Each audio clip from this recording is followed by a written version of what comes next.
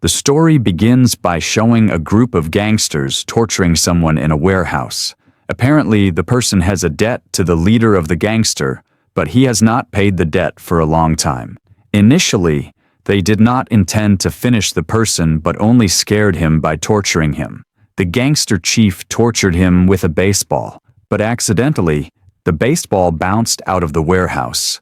The gangster chief ordered his right-hand man, Frank, to pick up the baseball. But when Frank entered the warehouse, he was surprised to see that the gangster chief had killed the man.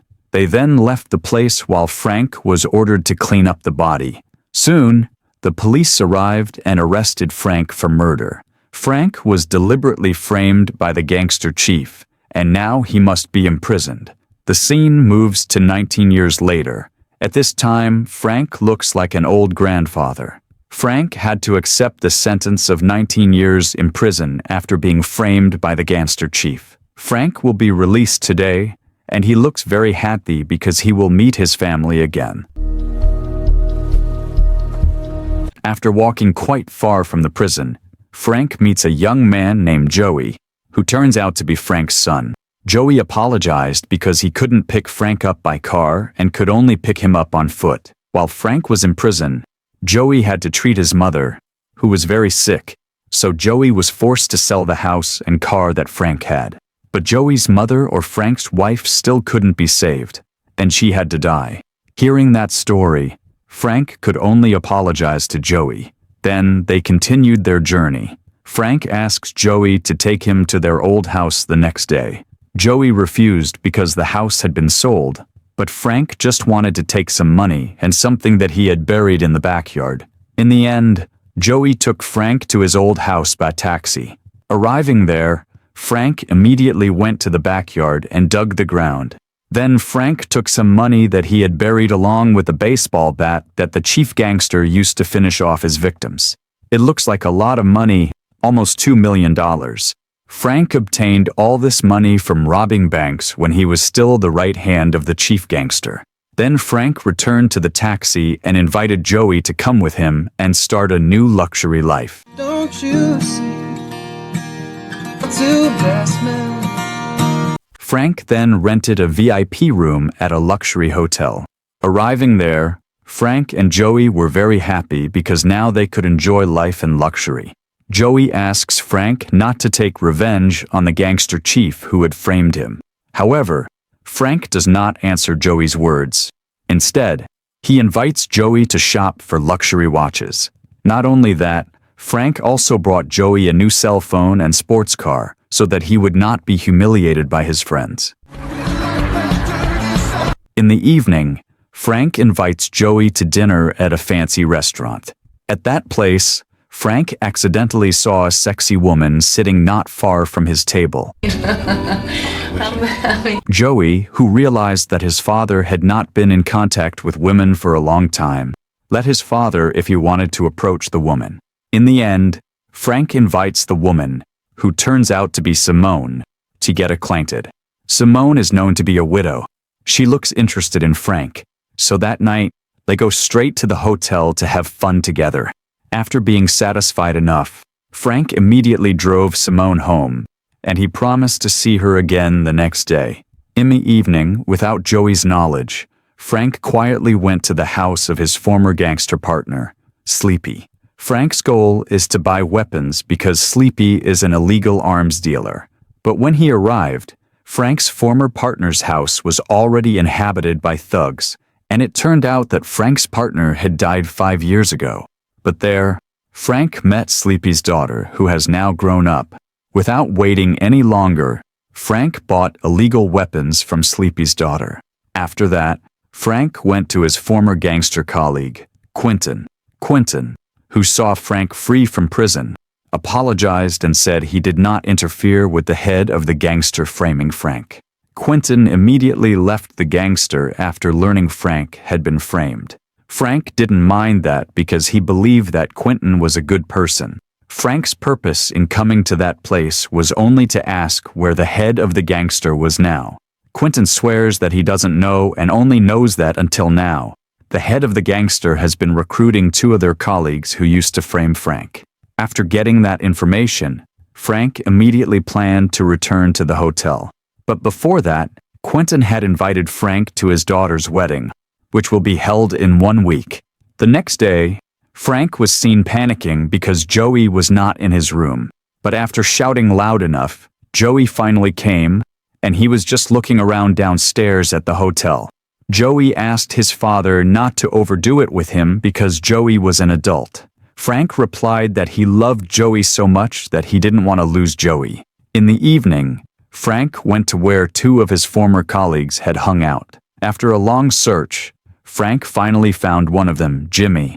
Frank immediately put a gun to Jimmy's head, then asked where the head of the gangster was now. Jimmy, who did not want to open his mouth, immediately fought Frank until a fistfight broke out. After a long fight, Jimmy managed to escape. The next day, Frank prepared weapons to hunt down Jimmy and Tank. But here, he had to be noticed by Joey. So Joey immediately scolded Frank. Joey doesn't want Frank to take revenge because it won't solve the problem. But Frank insisted, saying that they were the ones who had made Joey suffer for 19 years.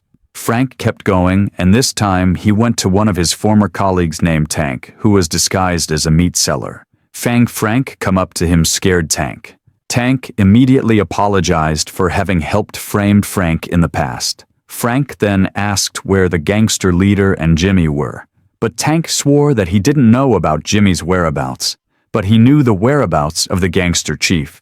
Tank said that the gangster chief was seriously ill and was admitted to a nursing home. After giving that information, Tank hoped that Frank would forgive him, but Frank did not hesitate to kill Tank immediately. Shortly after that, Frank returned to the hotel, and there he suddenly experienced a severe headache. Frank immediately called for help and asked him to contact his son, Joey. But when the helper opened Frank's cell phone, there was no contact with Joey. Frank asked the helper to see the call history because he had contacted Joey last night, but the helper still said there was no call history on Frank's cell phone. Not wanting to add to the headache of thinking about it, Frank asked the helper to leave because he was going to rest. Shortly after that, Frank had a woman guest. The woman pretended to be satisfying Frank even though she intended to rob all of Frank's money. Frank, who was not that stupid, immediately sent the woman away. Not long after, a man, a colleague of the woman, came and immediately asked Frank to hand over all the money. But Frank is not an ordinary old grandfather but a former gangster. Frank quickly defeated the man. Frank, who still has a heart, does not finish the man but drives him away. After that, Frank drove his car to find Joey's whereabouts.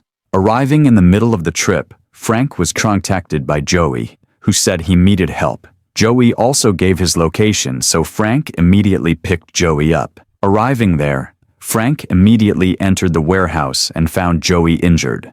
Joey didn't tell him what had happened, so Frank quickly took him to the hotel. The next day shows Joey, whose condition has begun to recover, but he still didn't want to say what had happened to him. In the end, Frank takes the initiative to take Joey on a pilgrimage to the grave of his late mother, and the goal is for Joey to be able to pour everything out there. But when at the grave, Frank was surprised when he saw his wife's grave next to which there was another grave bearing the name Joseph Carver or Joey, his son. It was revealed that all this time, his son Joey had died in 2005. Joey, who always accompanied Frank, was only Frank's hallucination because he did not know that his son had died. Then Joey's shadow tells him that he was killed by Frank's colleague named Quentin. Joey also asked his father to let him go so that Joey and his mother could be at peace in the afterlife. In the end, Frank promises that he will be sincere. Until then, they parted. After that, Frank took all the money he had left and then hurried off to go to Simone, the woman he had dated. Frank gave all his money to Simone, then apologized if he would never return. After that, Frank immediately rushed to the gangster chief. Frank pretended to be visiting the chairman while carrying a gift parcel. Arriving at the room, it was seen that the chief gangster was lying unconscious. Frank then opened the gift, which turned out to be a baseball bat that the chairman had used to finish off his victims. Frank also intended to finish off the chairman with the baseball bat. Still, immediately he did not have the heart because Frank had a principle not to attack helpless people.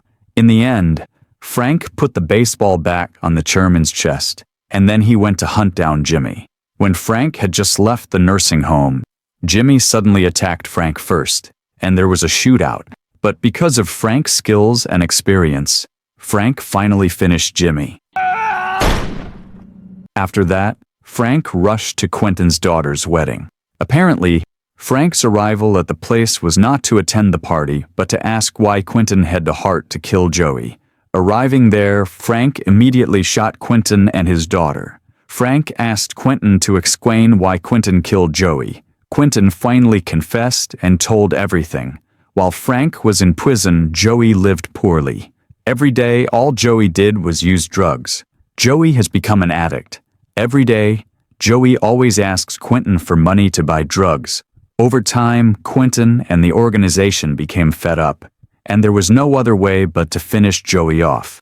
Once again, Quentin apologized to Frank because of all of these events, Quentin with a very strong compulsion. After hearing all the explanations, Frank still intends to finish Quentin as revenge. But suddenly, Frank remembered the same he had committed, so he immediately undid his intention.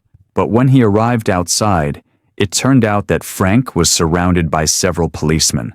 Apparently, when Frank shot Quentin earlier, some people immediately contacted the police. The police, who knew Frank was an ex-convict, immediately moved quickly to surround Frank. The police immediately warned Frank not to move if he didn't want to be shot. But Frank, who was fed up with his life, kept walking, so the police were forced to shoot Frank dead. When he was on the verge of death, Frank was seen smiling happily because he saw Joey beside him. Then Frank breathed his last with a very happy feeling. And the movie is over.